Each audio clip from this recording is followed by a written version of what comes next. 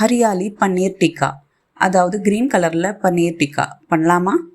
First இதுக்கு green chutney அரைச்சிப்போம். Mixie ஜாரில் கொத்தமல்லி, புதினா, 2 பச்சை மிளகா, ஒரு சின்ன பீஸ் இஞ்சி, 4 பல்லு பூண்டு, 1/2 ஸ்பூன் சீரகம், 1/4 ஸ்பூனுக்கு உப்பு, 1 ஸ்பூன் லெமன் ஜூஸை விட்டுண்டு அரைச்சி எடுத்துன்னு வந்துடுவோம். அரைச்சின்னு வந்தது இப்படி இருக்கும்.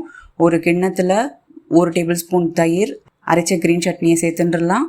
1/2 ஸ்பூன் உப்பு, 1/4 ஸ்பூனுக்கு pepper powder, 1/2 spoon red chilli powder, 1/2 spoon சீரக பொடியை சேர்த்துப்போம். கொஞ்சோண்டு கசூரி மேத்தியை சேர்த்துட்டு 1 ஸ்பூன் எண்ணெயை விட்டு நல்லா மிக்ஸ் பண்ணிடுவோம். இதுக்கு பன்னீர் க்யூப்ஸ் இந்த மாதிரி சைஸில் 200 கிராமுக்கு சேர்த்துக்கலாம். கேப்சிகம், வெங்காயம் எல்லாத்தையும் மிக்ஸ் பண்ணிடுவோம். இதை 10 நிமிஷம் மேரினேட் பண்ண விடுவோம். 10 நிமிஷம் எடுத்து இதை டைரெக்டாகவும் தவாவில் ப்ளேஸ் பண்ண முடியும். இல்லைனா இது மாதிரி வுட்டன் ஸ்கியூர்ஸும் யூஸ் பண்ணிக்கலாம். இப்போது அடுப்பில் தவா வச்சுட்டு பட்டரை இது மாதிரி ஸ்ப்ரெட் பண்ணிடுவோம். பன்னீரை வச்சுட்டுலாம் 5 நிமிஷம் மீடியம் ஃப்ளேமில் அப்படியே ரோஸ்ட் ஆக விடுவோம். திருப்பி விட்டுக்கலாம் 5 நிமிஷம் கழிச்சு. 5 நிமிஷமும் எடுத்து சூப்பராக ரெடி ஆகிடுது.